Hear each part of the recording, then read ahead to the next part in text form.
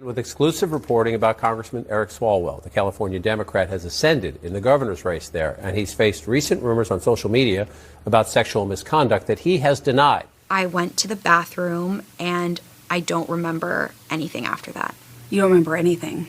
I remember the next day. I can see flashes of that evening, of him on top of me pushing him off, him grabbing me. So what happens when a rising political figure, a sitting member of Congress, a gubernatorial frontrunner, suddenly finds his entire campaign unraveling overnight? Because that is exactly what is happening right now with Eric Swalwell. He is facing allegations of rape, and it's not just about the allegations, but about power, credibility, and what happens when accusations collide with politics. Good afternoon, beautiful people, and welcome to Nelly Miranda.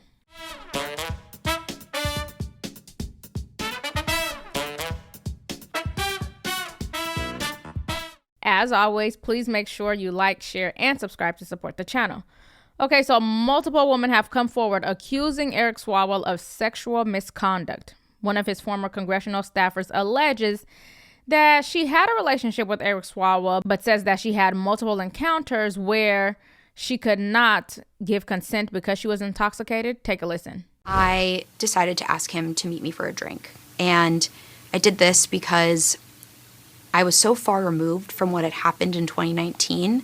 I felt safe because I was established. I had a partner. I felt more secure that I could have a strictly professional relationship with this person. After that bar closed, we went to another. I went to the bathroom, and I don't remember anything after that. You don't remember anything? I remember the next day. I can see flashes of that evening, of him on top of me pushing him off, him grabbing me.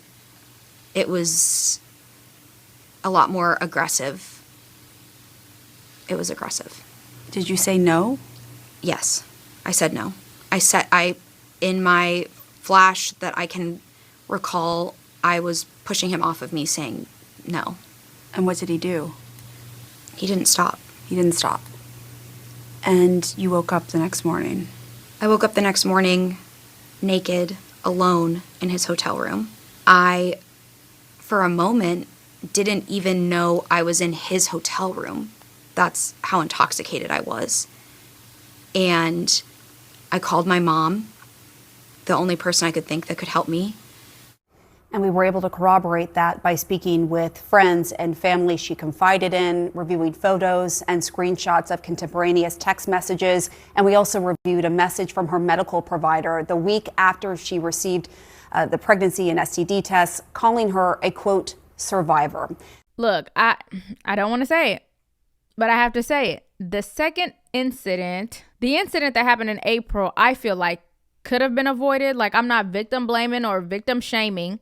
But what she said was that she was so far removed from the incident in 2019 and that years later, although having a partner and a career, she thought that sleazebag Swalwell had changed and she invited him for alcoholic beverages. Now, when liquor is involved, what could possibly go wrong? I have so many questions because what was her true goal for this meetup? Was it a job opportunity? Was it hashing out what happened in 2019 to close the chapter?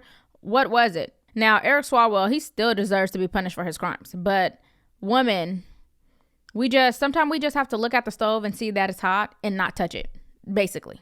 CNN reports that 3 additional women described other forms of misconduct, including inappropriate behavior and explicit messages. And then suddenly what started as one accusation turned into a pattern. And if there's 4, then there's probably more. But in true fashion, Eric Swalwell calls the allegations completely false. Take a listen. A lot has been said about me today through anonymous allegations. And I thought it was important that you see and hear from me directly. These allegations of sexual assault are flat false. They are absolutely false. They did not happen. They have never happened. And I will fight them with everything that I have. They also come on the eve of an election where I have been the frontrunner candidate for governor in California. I do not suggest to you in any way that I'm perfect or that I'm a saint. I have certainly made mistakes in judgment in my past. but those mistakes are between me and my wife. And to her, I apologize deeply for putting her in this position. I also apologize to you if in any way you have doubted your support for me. But I think you know who I am. For over 20 years, I have served the public. As a city councilman, as a member of Congress, and as a prosecutor who went to court on behalf of victims, particularly on behalf of sexual assault victims. That's who I am and have always been. This weekend, I'm going to spend time with my family and friends. And I appreciate those who have reached out to me to show support. And I look forward to updating you very soon. He even went a step further. His legal team reportedly sent cease and desist letters to some of the accusers, demanding that they retract their statements. So literally overnight, he went from being front runner to increasing pressure to drop out of the race. And that's exactly what he should do. He should drop out. Adam Schiff posted on X saying, "I have read the San Francisco's account, and I am deeply distressed by its allegations. This woman was brave to come forward, and we should take her story seriously. I am withdrawing my endorsement immediately and believe that he should withdraw from the race." Hakeem Jeffries said in a statement as well, saying, quote, "Following the incredibly disturbing sexual assault accusations against Congressman Eric Swalwell, we call for a swift investigation into these incidents and for the congressman to immediately end his campaign to be California's next governor. This is unacceptable of anyone, certainly not an elected official, and must be taken seriously. We commend the courageous woman for sharing their experiences. In this and all circumstances, we must ensure that those who come forward with allegations of sexual assault and harassment are heard and respected. All perpetrators of sexual assault and harassment must be held accountable." Alrighty, and then Katie Porter, who's also running for governor, but she has no business doing so, by the way. She said, quote, "In light of the allegations of sexual assault, Eric Swalwell should resign from Congress and end his campaign for public office. But those decisions do not absolve him of taking responsibility for his misconduct, especially when he has attempted to silence and retaliate against these victims. These allegations merit full investigations, and these women deserve the right to pursue justice. Too often, men escape any consequences for sexual misconduct by stepping out of power. That is a first and necessary step towards justice because it limits the ability for further harm. I stand with these women as they seek justice." The congressman categorically denies any misconduct took place, and we intend to vindicate his rights in court. Eric Swalwell's attorney pushing back on CNN Friday night as the California congressman and frontrunner for governor now faces a criminal investigation led by the Manhattan District Attorney's Office. At the center, allegations he sexually assaulted a former staffer in a New York City hotel room in April of 2024. The accusations also include claims from other women, with one accuser speaking publicly on CNN. After that bar closed, we went to another. I went to the bathroom and I don't remember anything after that. Back here at home, tensions are also surfacing within Swalwell's own camp. Senior staffers for his campaign and congressional office releasing a joint statement saying they're horrified by the allegations, adding in part, any decision of staff members to remain in their roles in the interim should not be viewed as support for Eric Swalwell. We recognize that not everyone, in particular our junior staff, can immediately forfeit their income and benefits without significant personal risk or consequence. And a campaign staffer telling ABC News tonight, Swalwell went rogue when he released this video statement Friday. These allegations of sexual assault are flat false. They are absolutely false. A number of California lawmakers and major labor groups are now cutting ties after Swalwell had previously locked in key endorsements. By Friday, some of his most influential backers had pulled their support. Los Angeles Mayor Karen Bass now among those calling on him to end his campaign and resign from Congress. Okay, so both left and right can agree with this. Everyone is calling for him to either drop out or pulling their endorsements entirely. Some campaign staff are resigning. Advisors are leaving. His campaign, once seen as competitive, is now imploding. But let's talk about the timing of this, because timing matters. The allegations came out while Swalwell is running for governor in a high-stakes election to replace Gavin Newsom. And mind you, he was the front runner. So before this, he was considered a serious contender. So naturally, there are people asking, is this coincidence or is this strategic?